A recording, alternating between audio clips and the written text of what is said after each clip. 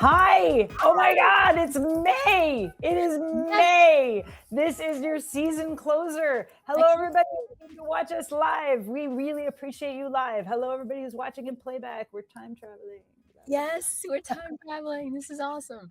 Oh, you live people. So I hope that you live people remember that what you need to do is put your names and where you're from in the comments, because we can see your comments. So anything that you have to say for this whole entire hour, please drop it in the comments and we will, respond. We'll respond because we're really glad you came. I am MM DeVoe. I'm the founder of Pen Parentis. It is a nonprofit that helps writers stay creative after they have kids. All of the authors that we present on our literary salons are always authors that have kids. And this month we have some really amazing ones. And this is Marina Aris. She is the founder and CEO of Book Biz Hub. She will tell you a little bit about it. Go ahead. Book Biz Hub is the parent of the Brooklyn Writers Press, if you've heard of the Brooklyn Writers Press. And I am thrilled to be here tonight to close out this season. It's super exciting. Let us bring up our authors for the end of the season. This is the end of the spring 2026 season, people. Next season will be in September, so this is the last one for a while. So you are lucky that you're out there. Let's see who these authors are. We're gonna have quick bios and quick pull-up things. Let's see who's first. We have Hannah Thurman. Yay, Hannah! We have Suzanne Kamata. Suzanne, all the way from Japan. Stephen Dunn. Stephen, all the way from Colorado. And our repeat wonderful guest, John Reed. Yay, John Reed. So yay to all of our authors. And while they are here, I will tell you really quickly about our sponsors. So first of all, obviously we thank the Poetry Foundation and we thank the deGroot Foundation from the bottom of our hearts. They are longtime supporters. And of course, the excellent New York Council of the Arts, New York State Council of the Arts. Hey, Isabel says, happy birthday, Stephen. Happy birthday, Stephen. We love having you from Stephen. And somebody's out there from Montreal, Rabs5966. We are very happy to have you out there. Also, our sponsor for tonight is One Lit Place. One Lit Place provides personalized support to writers at every stage of their journey, from first draft to publication and beyond. And they have a course out right now, which anybody who's on our mailing list is going to hear all about, because you're going to get a 15% discount, yay, to this thing. It's called Brand You, and it is marketing for authors who would rather do anything else. It is specifically designed, and I know Jenna personally, the person who runs One Lit Place and founded it. She is such a supporter of writers. She cares about them. She is one. She understands what it's like. And this course was specifically made for those writers, those of you out there who absolutely hate the idea of branding yourself, hate the idea of marketing, and are like, or are afraid of it, or just don't want to do it. It is a 5-week course. It is got workbooks that's on your own pace. They have 2 different levels. One is where you do it yourself, like very DIY, at your own pace with your own time. And the other one is with coaching. So you have somebody who's holding you accountable. It's like a little half-hour coaching session after your like online stuff. And you can ask questions and talk about it, cry, whatever you need. And but she's really great, and I know that the course is going to be extremely helpful to you out there. But watch our newsletter, because we will give you the discount code, which gives you 15% off of either the coaching hours or the class itself, or whatever you want to use it for. So let's have some people read, and let's say hello also to Isabel said, you crazy Capricorn. Stephen. Nice. Isabel's sassing you. I think that's pretty great. Okay. Let's hear some readers. Let's do some readings. We're going to get to know them, and then we're all going to talk about writing while parenting. Are you ready? Let's go. We are ready, and we will be starting this evening with Hannah Thurman, who is a Brooklyn-based writer. Whose debut novel, Mercy Hill, was just released by Doubleday this month. Yeah, like days ago. It's still hot. Yes. Yes. Yet. And you can get it No, QR code, people watching, you can get it. Oh, Uh-oh. okay. The little the QR code goes to bookshop.org, so feel free to use that to get any of their books as they're reading. So go on. Yay, Hannah. Hannah is a 2024 NYSCA NYFA Artist Fellow in Fiction and winner of the Florida Review's Editor's Prize. Her stories have appeared in the Iowa Review, Michigan Quarterly Review, the Brooklyn Rail, and elsewhere. Originally from Raleigh, North Carolina, she lives in Brooklyn with her husband and daughter, where she also works as an engagement strategist at an advertising agency. Her second novel, Thin Skin, is forthcoming from Doubleday in 2028. Welcome, Hannah. Yay! Thank you guys so much for having me. Yeah, really excited to be here and share a little bit of Mercy Hill. And yes, it launched 1 week ago today, so still kind of recovering from the launch party. So it's nice to be able to do this in the comfort of my home and share this with you. So Mercy Hill is a debut novel about 4 sisters growing up on the grounds of the underfunded state mental hospital where their strong-willed mother serves as the head of psychiatry. That's kind of like the blurb on the back of the book. And I'm just going to read the prologue, just give you guys a short snippet of it. Okay. If I were to pick the number one strangest thing about my childhood, which was packed to the gills with strangeness, it would be the way the sun disappeared each day at noon. If I was at home and bored, which was often, I'd track its progress against the paneled walls of our cottage, watching them gleam as the light shone brighter and higher throughout the morning in anticipation of a glorious midday zenith. But this zenith never came. When the rays were about to reach their peak, they abruptly stopped, blocked by the largest of the stone buildings that stood at the very top of the hill. A long shadow stretched down, covering our home and everything behind it, our daily total eclipse. 10 minutes later, the sun popped out again and everything brightened. We'd all grown used to this routine, and although visitors might have commented on it, we almost never had visitors. I suppose if someone had ever said anything, the rest of us would have shrugged and replied that, strange as it seemed, it had been happening for a very long time.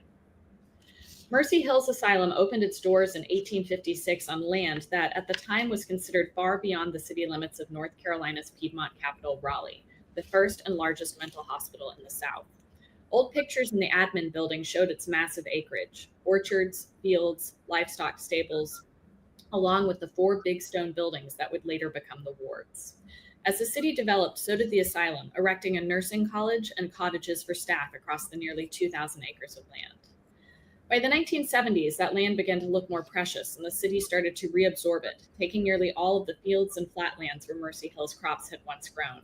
The hospital was no less busy, filled with the insane from across the state, but everything became condensed to the steep inclines of the hill that gave the asylum its name, cut off at the base by a 4-lane highway that led to Raleigh's epicenter. The next event of historical significance, at least in the minds of my sisters and me, was the hiring of our mother. In 1984, she became the first female director of psychiatry in the facility's history and, like all full-time staff, was offered housing in one of the employee cottages that clung to the north side of the hill. Most of the other doctors, especially married ones, declined this offer, but our mother was never one to say no to something free. She and Daddy packed up their books and clothes and an ambitious 57-piece set of wedding china given to them by Daddy's mother and moved into one of the staff cottages. My sister JJ was born a year later, then Caro, then Mimi, then finally me. For many years, we 4 girls were the only children who lived on the hill, which our mother called a special privilege. Sometimes we believed her. Sometimes it seemed like she was saying that just to make up for the fact that we didn't own a television. Our mother was not like the mothers of my classmates or the ones I read about in books. She was brilliant and not modest about it, and although she could charm anyone she wanted to, rarely bothered. She was frequently brusque and snappish with us, even when we were very young. In return, we knew her word as bond, that she would meet us eye to eye as if we were grown-ups ourselves. I wonder if, given everything that happened, she'd choose to do it again. The cottage, the isolation, the daily shadow running across our family until it darkened each one of us in turn. Was it worth it for what we saved? I'm sure she'd tell me if I had asked, but it's taken me years to untangle myself from her version of the truth.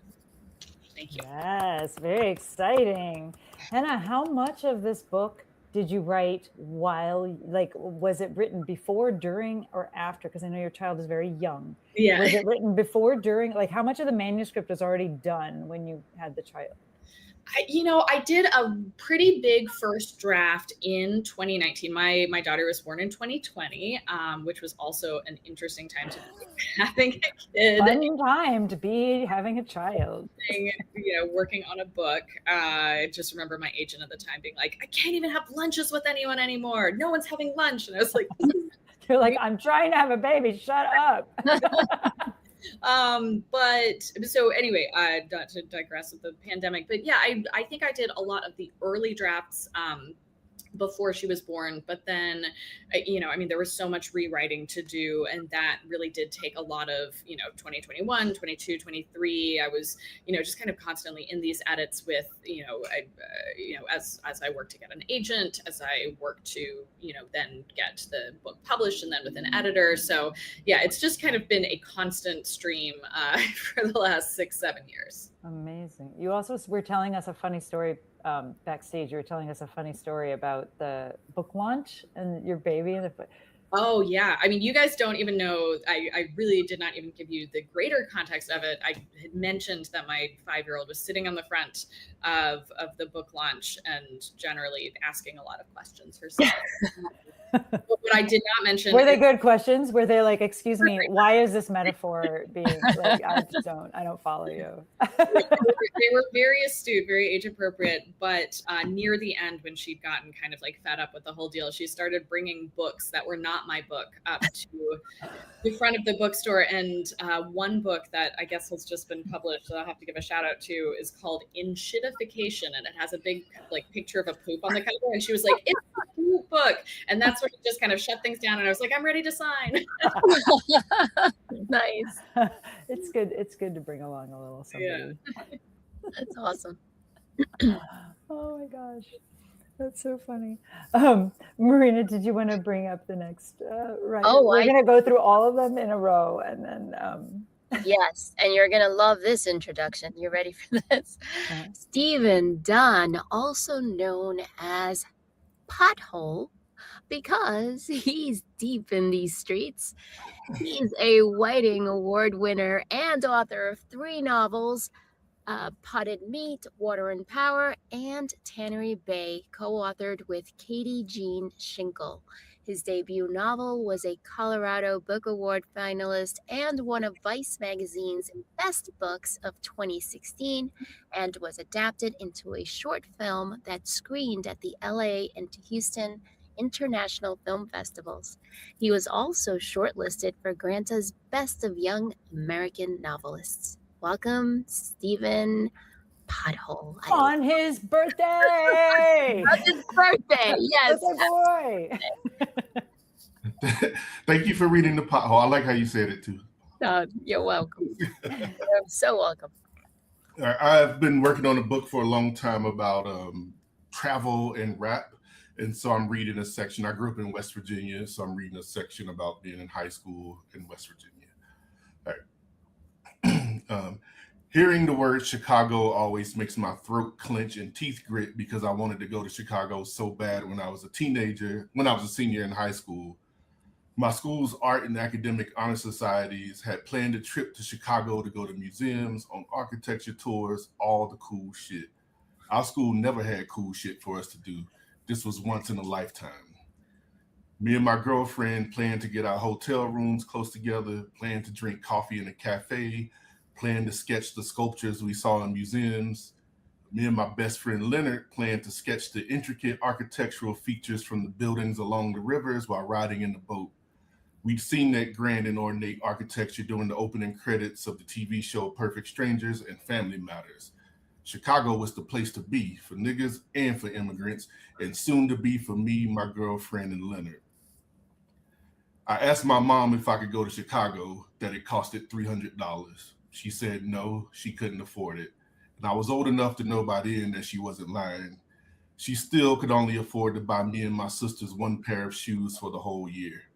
So I told my older cousins about the trip and everything I wanted to do, and they let me sell a few rocks out of their house to make some extra ducats. but only from the house and not on the street, they said, because they didn't want me to get in trouble. They said I was smart and didn't need to get caught up in street life. I finally felt like the white kids on TV selling lemonade.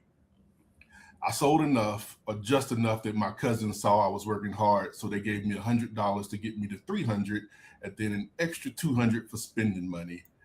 I folded up the $200 and slid it underneath the insole in my right shoe. That was the night before the trip. I ran up the hill to my house, out of breath. Look at this, mama. I got the money. I can go to Chicago. I'm gonna go pack. Where'd you get this money? From my cousins. They gave it to me. I rushed by her. Have you seen my green Ralph Lauren button up with the trees on it and my burgundy cardigan? Seen it for what? You ain't going nowhere. I stopped and jerked my head over my shoulder. What? You said you couldn't afford it, so I got the money, not you, so I'm going. I said you ain't going nowhere. Now take that money back to your cousins and tell them I said you ain't going. Why can't I go? I got the money. I'm trying to be an architect and you won't let me go learn something. Why? Stop asking me why. I said you ain't going. Take that money back before I beat your ass.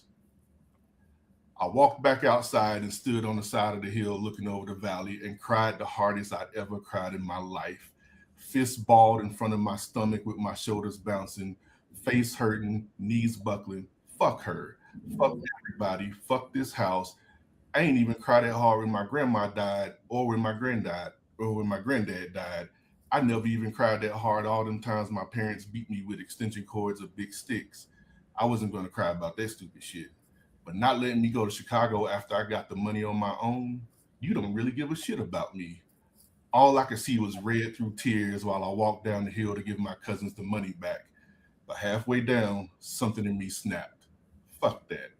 I ain't giving the money back because I'm going anyway. I popped into my aunt's house and called Leonard to tell him my plan, and then I called my girlfriend to tell her my plan. The charter bus was going to leave at 6 a.m. from Welch Library. I pretended to be asleep until 5 a.m. Then I got up off the floor where me and my sister slept in our grandma's room, and I slid out the front door before anybody else could wake their punk asses up. Then I rode my bike 5 dark-ass miles from Kimball to Welch, around curves and up hills. I couldn't see shit, but I knew that road from memory because me and Leonard always ran to Welch for exercise.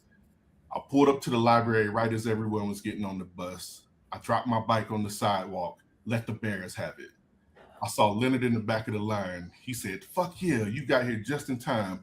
I was ready to stall like a motherfucker. I was about to have the whole bus looking in the parking lot for my wallet. I got in line with my girlfriend and she said, you made it. Out of breath, I kissed her. Yes, the fuck I did. We filed onto the bus. I gave Mr. Mullins my paper and the money, and we went to the back and got a seat, held hands and kissed again. The doors hissed closed while Mr. Mullins stood in the front looking through all the papers. He paused, looked to me in the back down to the paper, and back up. Stephen Dunn, your paper isn't signed by a parent or guardian. No. Oh, I think my mom just forgot to do it because she was excited for me to go. I'll let her know she forgot when we get back. I can't let you go unless your paper is signed. Well, can't you just sign it? You're grown. You're a good kid, Stephen, but I'm not your parent. I can't let you go. You have to get off the bus. Leonard yelled, come on, Mr. Mullins, let him stay. No, I'm sorry, Stephen. You can't go. I felt like a tiny, pathetic failure walking up the aisle, eyes filling with tears. I wanted to drag Mr. Mullins off that bus with me and throw his ass in the creek. I tried everything I could and that shit still ain't worked.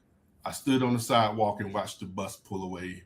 And that's the moment I decided ain't nobody or nothing ever a fucking again, including myself, will tell me where the fuck I can't go. Not one motherfucker on this earth will have to give me money or sign a punk ass piece of paper for me to go where the fuck I want to go. Epic.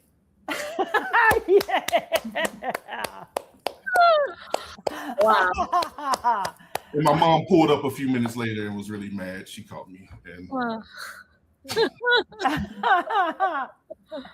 Oh, the rage, the sadness, the tragedy. hey, I'm still mad about it. Oh, it's beauty. You know what I love about this?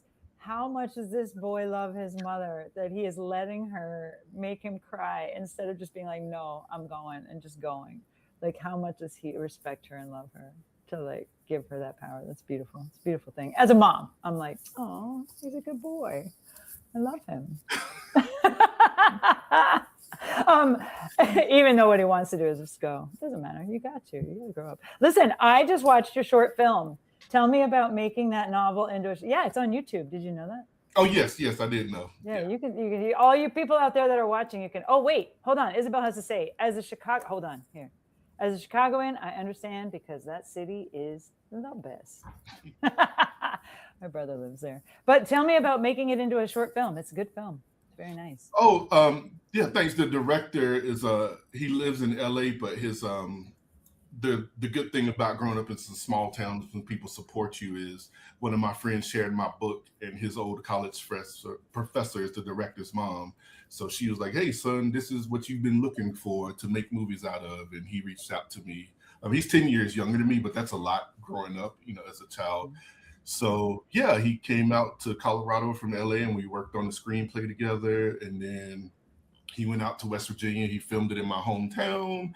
And the actor is my cousin, and the people playing it are my neighbors. Nice. And my cousin, who I wrote about in the book, who I also wrote about here, he was on set, like coaching people, how to talk like him, how to get it right, because he had a scheme to burn down his house to get some insurance money. And he hosed the street down with ice because he measured the fire hoses and knew how far the fire hydrant was from the house and how long the hoses were on the truck. So he knew they wouldn't be able to put out the fire, and he would sue the city. I probably shouldn't be saying this. It's fiction. I know, right? It's fiction. It's just fiction. Yeah, this is like fiction. In the story is yeah. So he just coached how people. yeah. So that's what it was like. It was really fun, and the whole town was involved, and even my mom, she had a hard time with the book because it's not painting her in the best light, but she understood eventually and started talking about her own pain. When you started winning prizes, she started forgiving you a little bit? No, not at all. It was before. Yeah. It was before. We just had some really good talks, and so she helped out a lot when the movie was being filmed, and she cooked for everybody on set and everything. Nice. And I wasn't able to be there, but it was cool to see everybody else doing it. That's cool. Yeah. I love it. Yeah. All righty. Are we ready for our next reader? Yeah, let's see it. Our next talented author. Suzanne Kamata is an American writer and permanent resident of Japan, where she raised bicultural twins and has built a remarkable body of work exploring motherhood, identity, and cross-cultural life. She is the author of novels including Losing Kai and Losing K, I wasn't sure about that, K, and The Baseball Widow, the travel memoir Squeaky Wheels, and the just-released short story collection River of Dolls, published by Penguin Random House, SEA.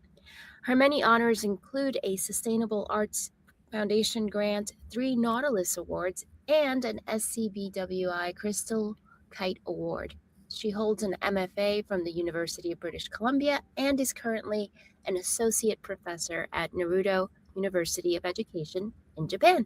Welcome. Yay. Okay, thank you. Thank you so much for having me. So I'm going to read from my collection, River of Dolls and Other Stories, and this is comprised of stories that have been published over the past 30 years or so. So a couple before I had children, a couple when I was wanting to become a mother, and then the rest, I guess, since I have become a mother. So I think this one that I'm going to read from is the last one that I wrote. So it's called Julia in the Desert, and I'm just going to read the first couple of pages. This isn't Luxor, Joji sneered. At 16, everything was beneath contempt. This is more like Khafra. The Sphinx is in front of Khafra. Julia rolled her eyes. After the short flight from Osaka and the long flight from Seoul, they were all cranky. This is America, she said. Who cares? She could be snarky too, though she was secretly impressed by her son's knowledge of Egyptian archaeology. They had never been to Egypt. It had been her husband, Yu, who'd wanted to visit Las Vegas. Julia had used it as bait, a visit to the in-laws in Ohio no longer being incentive enough to get him to hop on a plane for 14 hours and endure 10 days of jet lag, cornflakes, and Obama bashing. The kids, too, were starting to get blasé about travel. When she'd floated the idea of a family vacation to Italy, they'd sighed.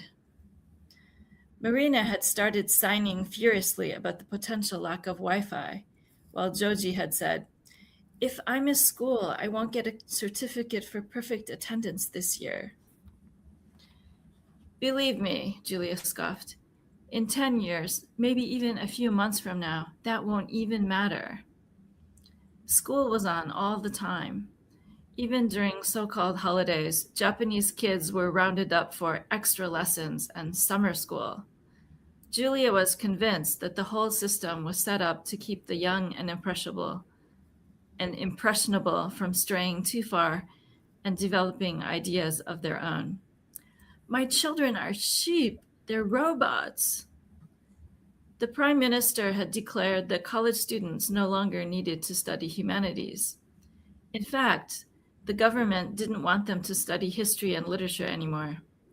They would be allowed to learn enough English to discuss engineering or whatever with foreigners, but they didn't need that other stuff. Oh, and the business about Japanese soldiers ransacking Nanjing and enslaving Korean women for sex never happened. The kids were, let's face it, Japanese. Sure, they had American passports thanks to their American mom, but they'd been born and raised in a conservative Japanese farm town. Julia had given up on her dream of bicultural children, but it was good, necessary even, to temper their father's increasingly nationalistic rhetoric with a little American. Julia had to get her kids out of Japan, if only for a moment, before they were totally brainwashed. Okay, I'll stop there. Yeah. When you were raising your own kids in Japan, did they go to American schools or international schools or Japanese schools? They went to a Japanese public school because we live in a rather remote part of Japan where there are no international schools, for one thing. Cool. And international schools are very, very expensive. That's super interesting. But you've made a whole career out of writing about the kind of mothering that you had to do to, I suppose, keep your own culture alive, in addition to raising them in the culture in which they were raised. Yeah, I didn't come across any books like that when I was when I first came to Japan, or when I was thinking about getting married and having kids. So I guess I just wrote my own. Yeah. I mean, they do say, write what you want to read, right? Right. Yeah. But a lot of these books are actually anthologies of other people's writing as well. Yeah. So whenever a new situation comes up, I feel compelled to read about it. And again, my daughter was born with disabilities. So I wanted to read lots of stories about parents raising children with disabilities. And they were a little bit hard to find. So I put together an anthology of by creative writers, or like professional authors writing about raising children with disabilities. And I also put together a collection of essays about raising bicultural children, because I couldn't really find any books like that. And the first anthology I did was short fiction by foreigners living in Japan, because I didn't see anything like that, and I thought it was an interesting topic too.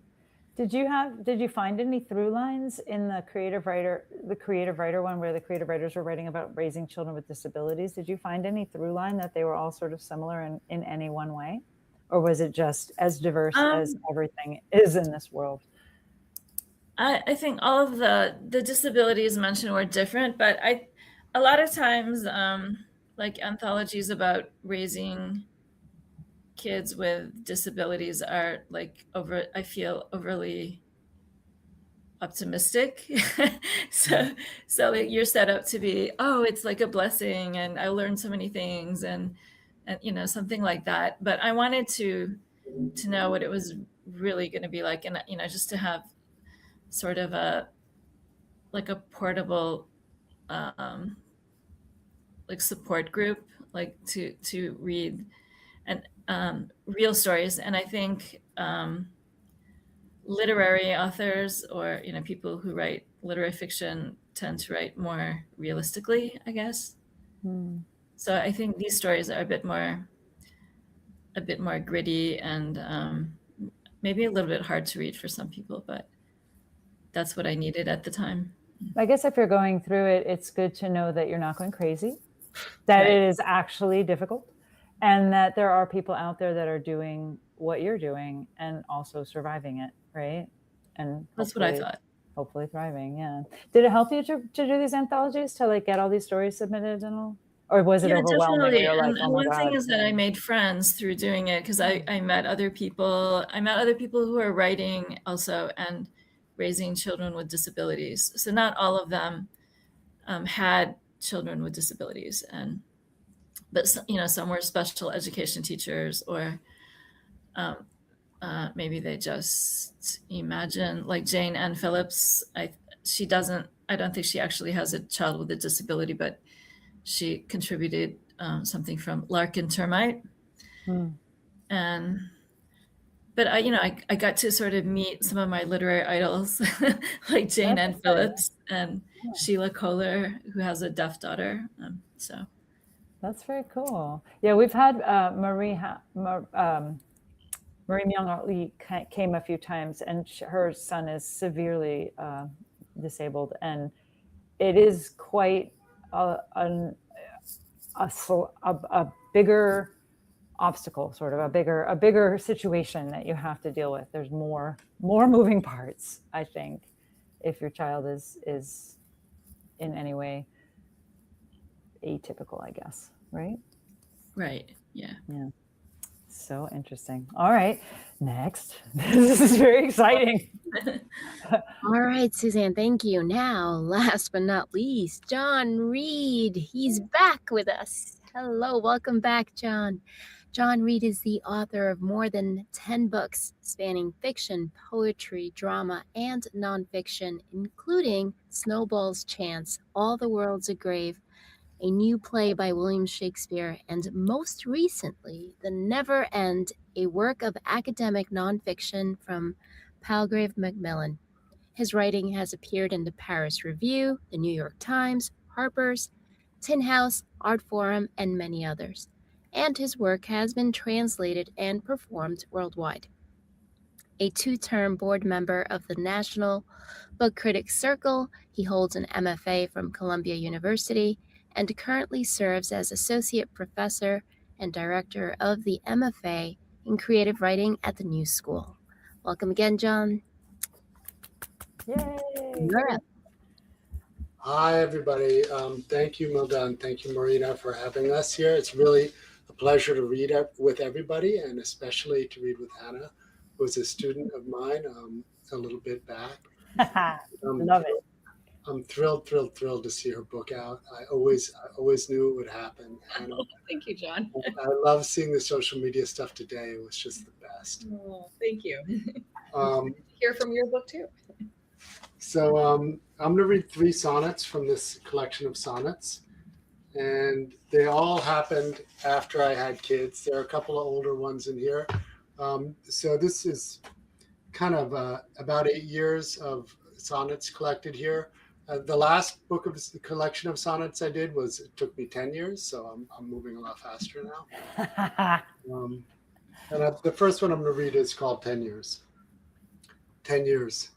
You know 10 years don't matter to me. That when you drew your 2 sharp fingernail across the black nylon, I'd still be here saying, we just danced, didn't we just dance? Trying to pull your forearm through the hole, trying to get my head through just one drink, wherever you want to meet. Because you know, you and I, we don't weep and the sky falls when we blink. In this life, there are some kinds of orphans who lie in the depth of this very well. You and I, we know there are no stars. You and I, we've come to the hour agreed. Let's see. I don't know. I had a plan, but now I don't know. Those plans to the wind. Yeah. I'm gonna read this second one, then I'm gonna look for a different one, which is the last one I wrote. Kapow. So these are kind of very New Yorky poems mostly. Kapow. I sat there at the window a long time watching the people up and down Broadway. They came in all kinds, but you know I like the charming, brilliant, beautiful ones. Charming being not only the first part, but the better part of the other parts. Ha, I laughed when I saw the real red hots hurry by. Kapow, only to ignite, burn thrusters, and whoosh, rocket gone, jet fueled by talent and St. Patrick's Day, and loved ones, and I guess souls, etc. Ha ha, I laugh now. How you were so bright, and I should have known, ha, from jump, ha ha, how you'd come crashing through the glass in flames.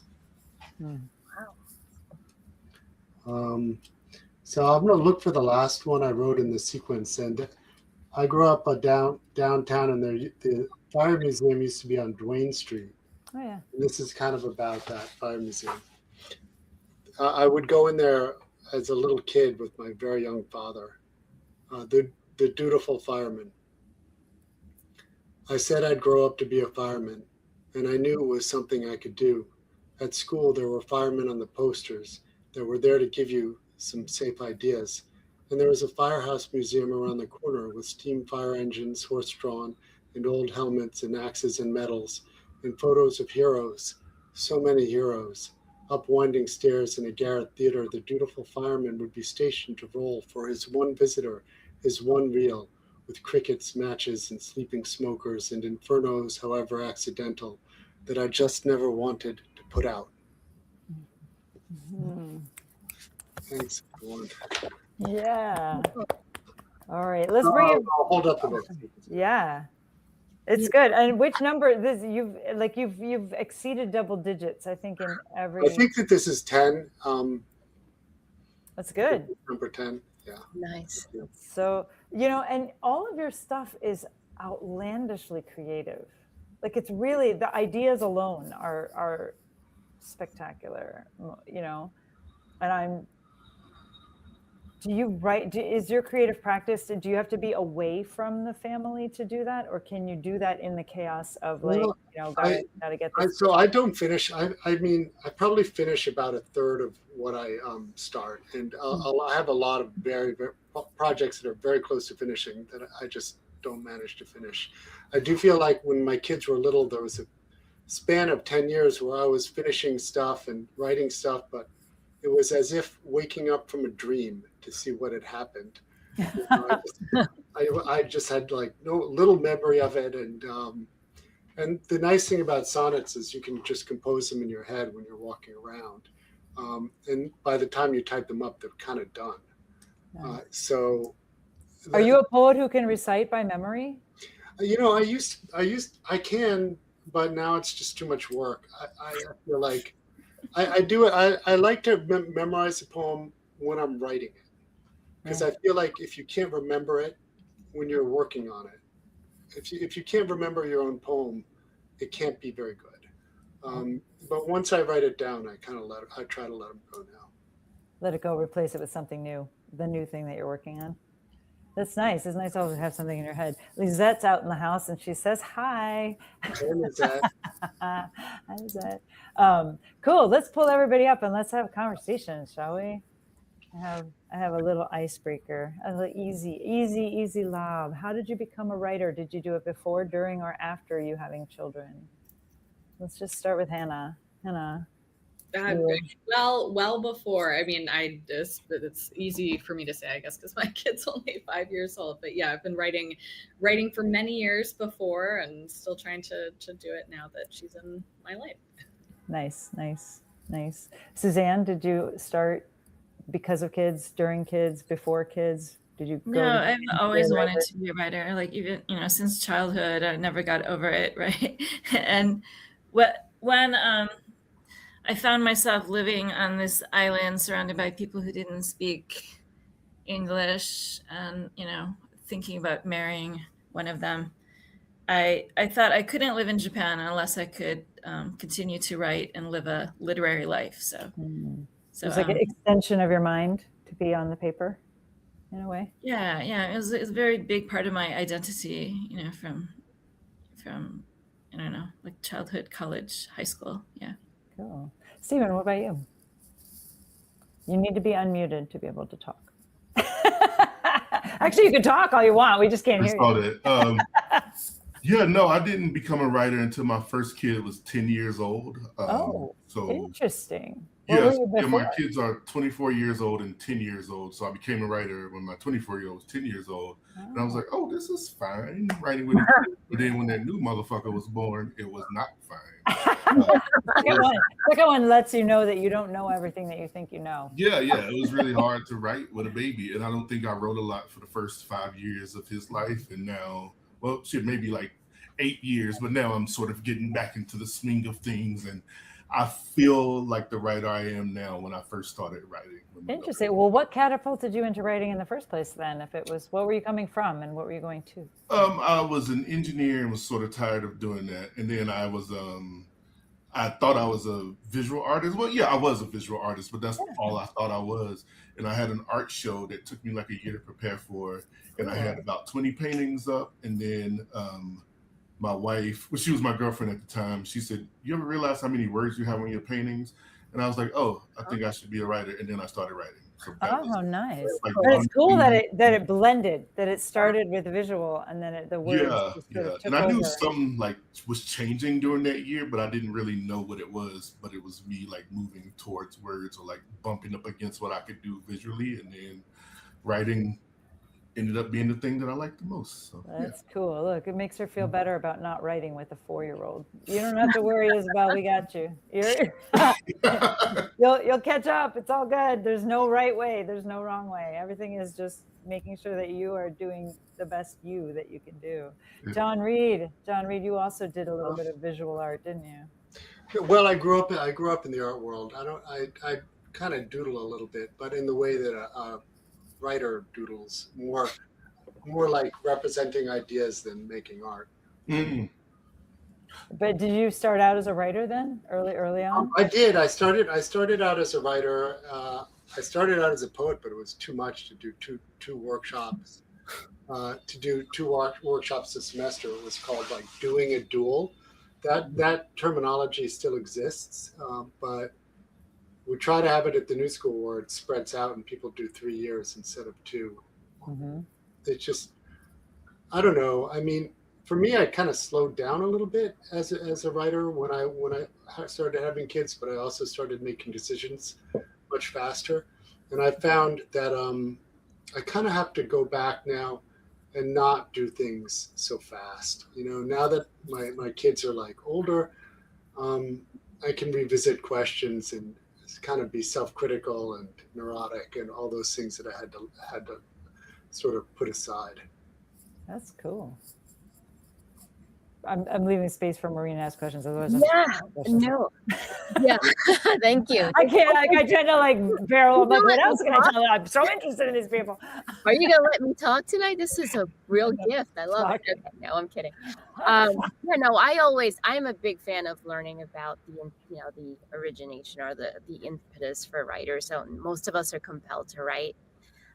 So aside from the compulsion, however, like with Stephen, you started to just by accident kind of find that words were creeping up into your art. And sometimes, I'd be curious to know, we all know that we've been writers forever, but I'd be curious to know, do you remember maybe the first sort of, dipping your toe into the writing and how you knew that it felt right? Like that was what you were meant to do? Hannah, do you remember when you started, like that first experience maybe? Or was it reading something perhaps? I was just thinking recently about some of the reading that I did in college. Obviously, read books before college. I did learn to read before then, but I had a great fiction teacher in undergrad, who obviously encouraged us to explore a lot of fiction. And at some point over the summer, one summer, I decided I was going to read, in descending order, like the Pulitzer Prize winners of fiction. So that was like Wow. 2010. All of them? Well, I mean, I didn't go. At that point, it had only been up to 2010, and I think that summer I got down to like, I don't know, whatever. I don't know, Gilead. That was whichever that one was, in like 94. So I don't know. I got like a decade and a half in, but I think that was a very inspiring process. Is reading just in rapid succession these top books. And I mean, I like books that win the National Book Award too, but I don't know, there's just something about like the Pulitzers for fiction that, reading all of those in rapid succession was really inspiring to me. Very cool. How about you, Suzanne?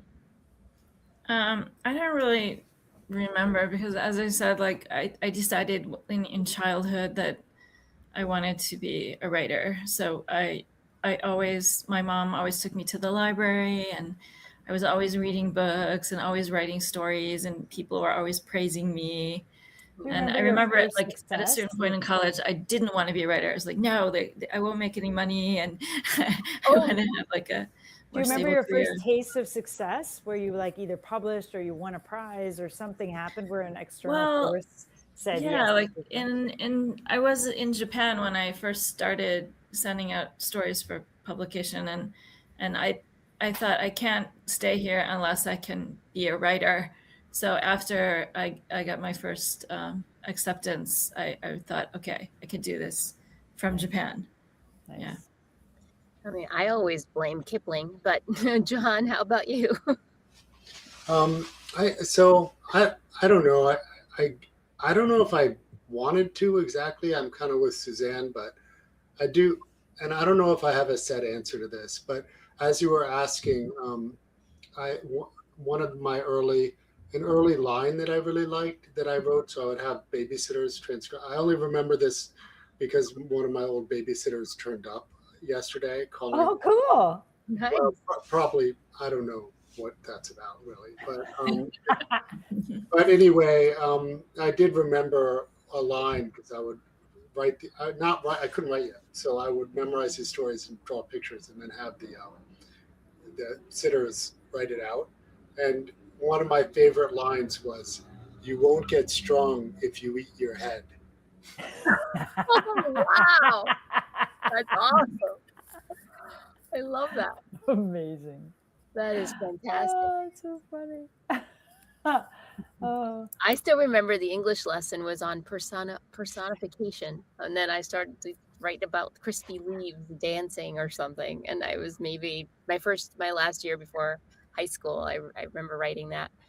Something about dancing on crispy leaves. I remember writing in third grade, we had to write a mystery, and there was like the mystery of the footprints that were on the ceiling or something, and like that they put footprints on the ceiling, and I just remember like writing like 20 pages. People were looking at me like, "What is wrong with you?" She said 1 page, and I was like, "No."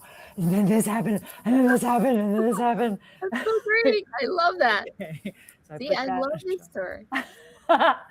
Trunk Stories by M.M. DeVoe. It's pretty crazy. All right, I have a really unless Stephen, did you have something you wanted to do? Stephen, what did you? No, I talked about mine. Yeah, mine was easy to remember because I was an adult. Like it was like 28, maybe. Yeah. Very good.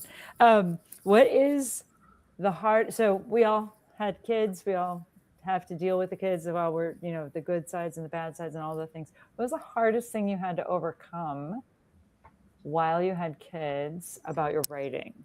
Like, what was like a moment in which a child, like Hannah's book launch, where you're like, okay, I've got to deal with this. And how did you overcome it? Like, what was your moment? I mean, I know for me, I had to deal with picking up my children. And whenever I wrote, when it was going well, I would forget them. Not forget them, but I would forget that I have to go and get them. Like I just wouldn't remember that I have to go get them. So I literally had to set an alarm every single day that I was going to write. I had to have an alarm. If I didn't, I would have fines from daycare because I would just forget. I don't know. time is a construct, but so set alarms before you start. You might have a good writing day. I mean, I think one of the more difficult things for me recently has been like making time and like being able to just like physically go to writing residencies. Oh yeah. I mean, I find those to be extremely, artistically fulfilling and creatively fulfilling. And I mean, all of the reasons, I'm sure all of us have been to writing residencies and found them to be useful.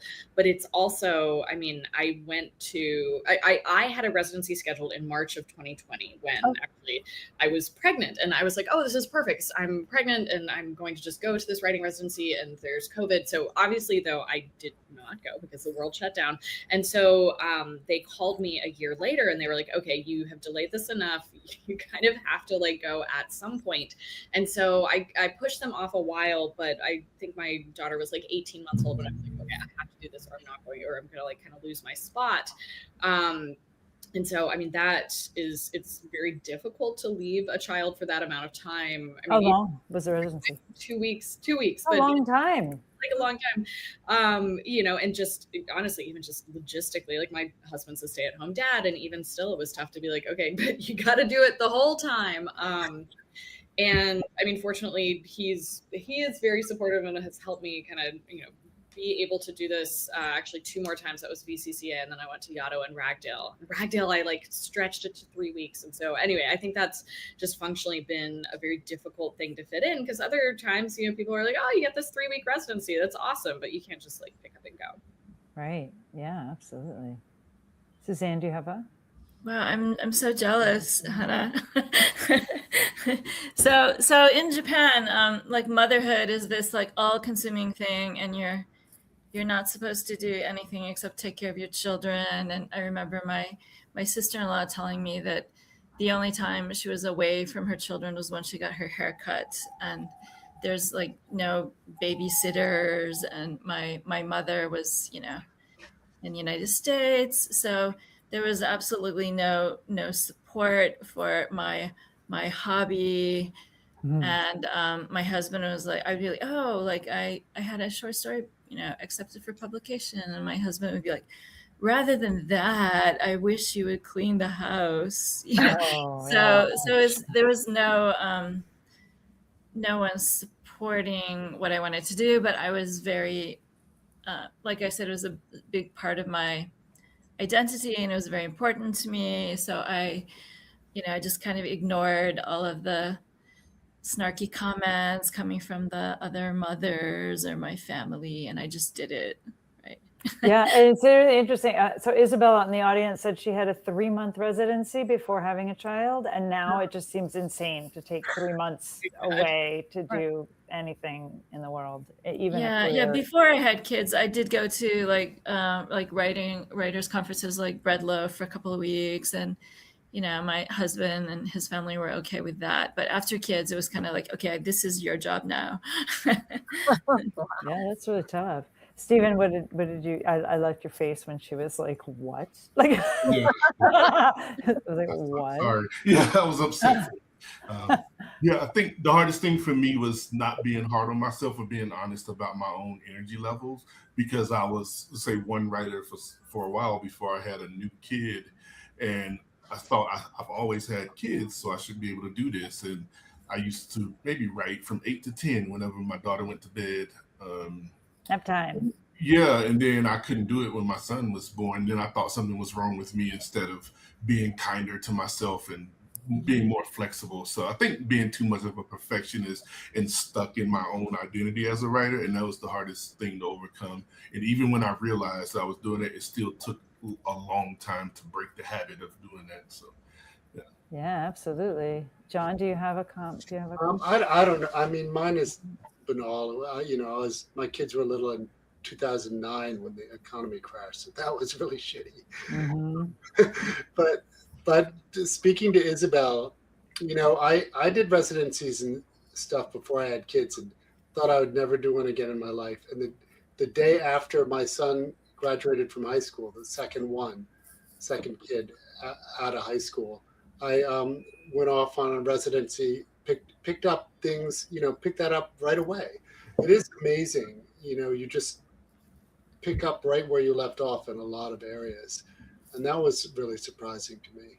Yeah, you really can. And also just forgive yourself for the time away if you're taking time away. And do what, Suzanne does, is just do it secretly. You don't have to tell them. They don't need to know. Right.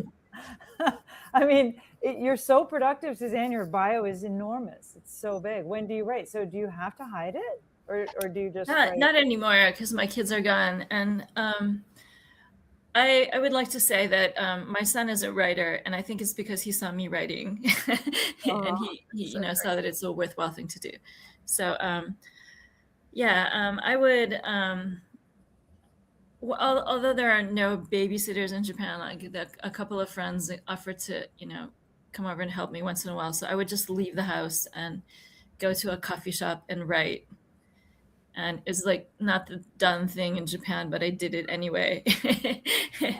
And then later, just whenever I had like 20 minutes, I would, just take that time, For sure. like waiting for the pot to boil, or, right before when my kids were sleeping, or. Yeah, I run these accountability groups for Pen Parentis, in which small groups of writers get together and they set goals for themselves. And the difference, it's so funny to me because the times are so different when people feel like they can get that few minutes, because it's 1 hour a week that we do the accountability groups, and it's just setting your own goals. But the variation in what people's goals are, like when they can write, what they do to be productive, it is not one thing, it's what works for you.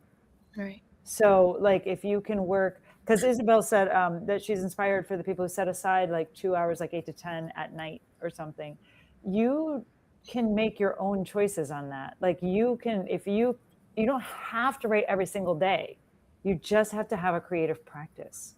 And your creative practice can be anything. It just has to eventually produce something, right? Like that's, if it's 5 minutes a day, if it's, once a week for a big chunk of time, if you can run away to a cafe every once in a while, we had a guy who sat in his car during swim practice.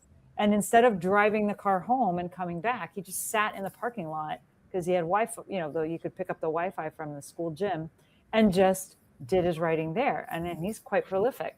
So it's a lot of, I think, writing after you have kids is carving out your own creative practice. Do any of you have anything special that you do that you didn't do before you had kids that is like, no, this is because of like, I know, Hannah, you've got your door locked right now because your kid is I hope she's asleep right now. But like, is there anything that you do to sort of kind of transition yourself into a more creative mindset after I just made peanut butter sandwiches, I just dropped them off and got an F on a test, and now I have to go and write? Like, is that what, Stephen, what do you do to transition into? Once a week. So every Sunday I have a blank piece of paper and I do my negotiations. So I just look at what I have going on that week and then how much time I can write. And some days I might be only to write 10 minutes or whatever from certain times. So I plan out my week like that. I'm like, well, I have to do all of these things, or if I have to take my kid to basketball practice, maybe I can grade a little bit. I say grade. That's Right. Yeah, right. It's coming.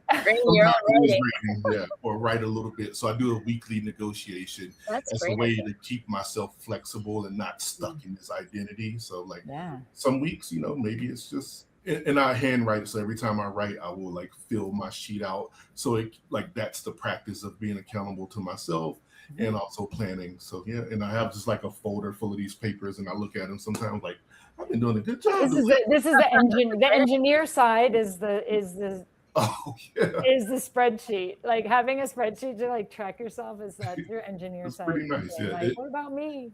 That's what helped me get back on track, because I didn't do that prior to having my youngest kid. So yeah, that's nice. I have a feeling that John does not have spreadsheets. John, let's go to the unfortunately I do. I have spreadsheets. You do? Are your spreadsheets about finishing stuff? What are your spreadsheets? Oh, well, in terms of my writing, often a spreadsheet is a sign that I'm about to abandon it. But it's not a good sign. But I guess I developed two strategies. One is I really try to give my best energy to my own work in a day. I don't give good energy to like nonsense. I really try to do the nonsense when I'm already pretty cooked. And then the other thing is, and this took me a really long time, is that when you delegate things, when you have other people help you, it's not always going to work out. So you just got to be like, okay, that one didn't work. That's interesting. Very interesting. Hannah, what about you? Did you have anything? I mean, I write in the mornings. I found that with this previous novel, I just ended up getting up earlier and earlier. I mean, did your kids start waking up when you woke up? Was it sort of like the sixth sense? She started doing it now, but now she knows she has to stay in her room, or at least stay in her room for a little bit. I mean, because that's the other, I think, consideration that I don't know if you guys deal with is, small spaces. Like, I think, like as someone who's in an apartment, like I do not have a single space to go into. So like I go out into the living room, so my husband's still sleeping so he can get her to school. So then my daughter's in the other room. But then if like any other part of that gets unarranged, like everyone needs to change rooms. Yeah, so, definitely. Jenga. Yeah. Wow. Tetris or something. Yeah. Suzanne, how do you address all this? Well, I'm an academic, so I have to write papers and deal with student writing. So I don't write so much during the semester. I tend to write something every day, but it's not always the, fiction or the thing that I really want to work on. So like yesterday I wrote a book review, and the day before that I wrote a little column for a website. But during breaks, I try to give myself a word limit, like 500 words a day. And it doesn't have to be good. They don't have to be good words. Yeah. And that can be they pile up, right? Yeah. It's great. And Isabel's saying that a weekly schedule was working for her. I'm just talking to you, Isabel, because you're the one that's typing in. Like nobody else is typing their questions or comments, so I'm just talking to you. But it's really cool. She said that it is about what works for your life.